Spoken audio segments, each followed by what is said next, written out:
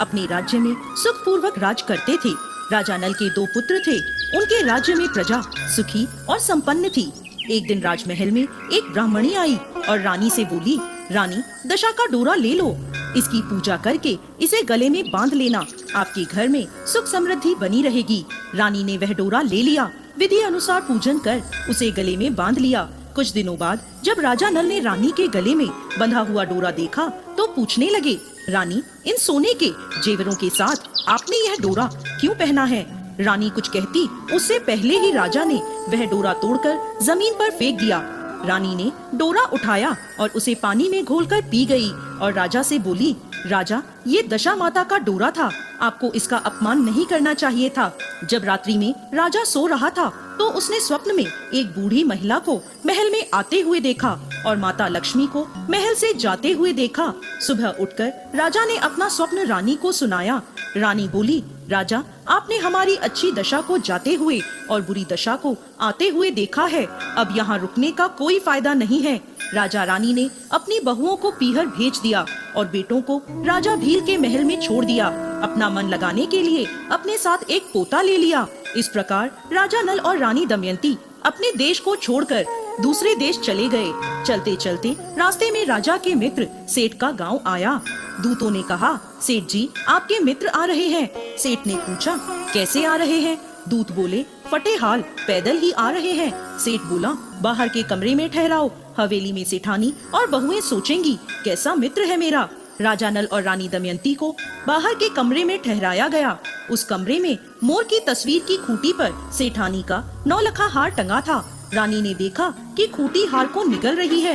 यह देख रानी ने राजा को कहा, इसी समय हमें यहाँ से चले जाना चाहिए, नहीं तो हमारा चोरी का नाम लगेगा। राजा और रानी दोनों रात में ही वहाँ से चल दिए। आगे चले तो राजा की बहन का गांव आया। राजा ने बहन को खबर पहुँचाई, तुम्हारा भाई आ रहा है। बहन ने पूछा, कैसा आ रहा है? खबर देने वाले बोले, दुखी हाल पैदल ही आ रहा है। बहन बोली, गांव के पीपल के नीचे ठहरा दो, नहीं तो सास और देवरानी कहेंगी कैसा भाई है मेरा। बहन भाई से मिलने के लिए एक थाली में चावल और मूंग ढककर ले गई। राजा नल के हाथ में लेते ही चावल और मूंग कीड़े मकोड़े बन गए। रानी दमयंती ने गड्ढा खोदकर उन्हें जमीन में गाड़ दिया। अब वो वहाँ से आगे चले। चलते चलते रास्ते में एक नदी आई। राजा ने वहाँ तीतर मारकर रानी को दिए और कहा, मैं पोते के साथ नदी में नहाकर आता हूँ, आप तीतर पका लेना। ऐसा कहकर राजा पोते को लेकर चला गया। जब राजा वापस आया तो रानी ने कहा, राजा, पके हुए तीतर हांडी से उड़ गए। राजा बोला, रानी, मुझसे भी पोता नदी में बह गया।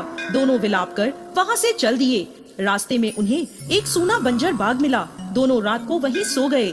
सुबह हुई तो बाग की मालकिन आई। उसने देखा कि बंजर बाग में कोपलें फूट रही हैं। वह उनसे बोली, तुम दोनों कौन हो? राजा बोला, हम तो भीखा के मारे हैं, रहने की जगह ढूंढ रहे हैं। मालिन बोली, अब तुम दोनों यहीं रहो और मेरे बाग की देखभाल करो। वह दोनों बाग में ही रहने लगे। दिन बीतते गए। ऐसे ही होली का दिन आया। राजा जब कुएं से पानी भरता तो बार बार पानी में कुछ आता और राजा उसे वापस कुएं में फेंक देता। रानी राजा से बोली, राजा, ये बार बार क्या आता है जिसे आप फेंक देते हो? राजा बोला, रानी, पानी में एक सूत की कुकड़ी और हल्दी की गांठ न जाने कहां से बार बार आ जाती है। रानी बोली, राजा, अगर इस बार आपके पानी में कुकड़ी और गांठ आए तो आप मुझे दे देना। राजा बोला, दमयंती, पहले ही तुम्हारे इस कामन कुमन से आज हमारी ये दशा हो गई, अब तुम फिर वही सब करना चाहती हो। राजा के पास फिर से वही दोनों चीजें पानी में आई। इस बार राजा ने हल्दी की गांठ और सूत की कुकड़ी रानी दमयंती को दे दी। रानी ने होलिका दहन के वक्त होली को झल दिखाकर दशा माता का व्रत लिया। कुछ दिनों बाद राजा रानी से बोला, रानी, इस नगर के राजा के स्वयंवर है, मेरे कपड़े धो देना, मैं वहाँ जाऊँगा। रानी बोली, राजा, आप इस दशा में भी वहाँ जाएंगे? राजा बोला, रानी, दशा ही तो खराब आई है, दिल तो राजाओं का है। राजा स्वयंवर में पहुँचा। राजकुमारी ने सारे राजा और राजकुमारों को छोड़कर राजा नल को हार पहना दिया। वहाँ मौजूद सभी लोग हैरान रह गए। विद्वानों की सलाह से एक बार फिर राजकुमारी से अपना वर चुनने को कहा गया। राजकुमारी ने फिर से राजा नल को हार पहना दिया। नगर के राजा बोले, ऐसे ही तो मैं अपनी बेटी की शादी इस माली के नौकर से नहीं करूँगा। फिर एक प्रतियोगिता रखवाई गई। सभी राजा और राजकुमार शिकार करेंगे। जिसका शिकार सबसे अच्छा होगा उसी से राजकुमारी की शादी की जाएगी। सभी तैयार हो गए।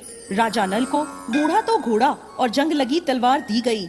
राजा बोले, यदि मैं असल राजपूत हूँ तो धारदार तलवार हो जाए और शायद ये घोड़ा हो जाए। ऐसा कहकर राजा ने घोड़े को एक थपकी मारी। थपकी मारते ही राजा की तलवार पैनी और धारदार हो गई और शायद घोड़ा हो गया। कुछ समय बाद सभी अपना अपना शिकार लेकर राजमहल पहुँचे। किसी के भी शिकार से राजा संतुष्ट नहीं हुए।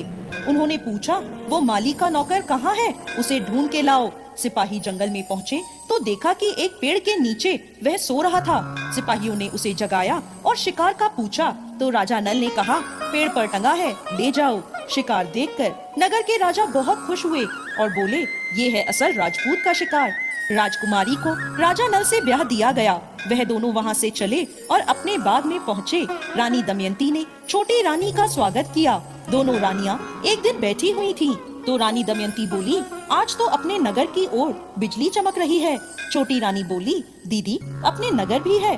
तब रानी दमयंती बोली, अपन नरवल कोट के राजा हैं, अपने ऊपर भीखा पड़ा था तो आज हम इस दशा में आ गए। छोटी रानी ने जाकर सारी बात अपने पिता को बता दी। नगर के राजा ने राजा नल से क्षमा मांगते हुए हाथी घोड़े हीरे जवाहरात देकर उनको नगर की ओर रवाना किया। रास्ते में नदी आई तो आगे आगे तीतर सुभान तेरी कुदरत करते उड़ रहे थे। नदी के किनारे उन्हें धोबन के पास अपना पोता भी मिल गया। धोबन बोली, ये तो मुझे नदी के किनारे मिला था। धोबन को खूब सारे हीरे जवाहरात देकर पोते को लेकर वह आगे चले। रास्ते में राजा की बहन का गांव आया। राजा ने बहन तक खबर पहुंचाई, तुम्हारा भाई आ रहा है। बहन ने पूछा, कैसा आ रहा है? खबर देने वाले बोले, हाथी घोड़े लाव लश्कर के साथ आ रहा है। बहन बोली, मेरे महल ले आओ। भाभी बोली, नहीं बाईसा, हम तो उसी गांव के पीपल के नीचे रुकेंगे। बहन कई पकवान बनाकर वहां ले आई। तब रानी दमयंती ने जमीन में गड़े चावल निकाले तो वह सब हीरे मोती बन गए। वह ननद को देते हुए बोली, बाई जी आपकी अमानत हम यहीं छोड़ गए थे। बहन को खूब हीरे जवाहरात देकर वहां से आगे चले। रास्ते में राजा के मित्र सेठ का गाँव आया। सेठ तक खबर पहुंचाई गई, सेठ जी आपका दोस्त आ रहा है। सेठ जी बोले, कैसा आ रहा है? खबर देने वालों ने कहा, हाथी घोड़े लाव लश्कर के साथ आ रहा है। सेठ जी बोले, लाओ मेरी हवेली में ले आओ। राजा नल बोले, हवेली में नहीं, हम तो बाहर के कमरे में ही ठहरेंगे। सेठ जी ने उनके लिए हलवा और पकवान बनवाए। रानी दमयंती ने खूटी के पास हलवा रख दिया तो खूटी ने हलवा निगल लिया और सेठानी का 9 लखा हार उगल दिया। राजा अपने मित्र सेठ से बोला, मित्र हमारी दशा खराब आई थी, जो खूटी भी हार निगल गई और हम पर चोरी का इल्जाम लगा। इसके बाद राजा नल अपनी रानियों के साथ भील राजा के पास पहुँचे और वहाँ से अपने पुत्रों को साथ लेकर अपने नगर की ओर चल दिए। जब अपने नगर के निकट पहुँचे तो नगर वासियों ने लाव लश्कर देखकर सोचा, हमारे राजा तो यहाँ है नहीं और किसी राजा ने हमारे नगर पर आक्रमण कर दिया है। तब उन्होंने नगर वासियों तक सूचना पहुँचाई कि आपके राजा नल और रानी दमयंती आ रहे हैं। सभी ने उनका स्वागत किया और गाजे बाजे के साथ उन्हें महल तक पहुँचाया। राजा का पहले जैसा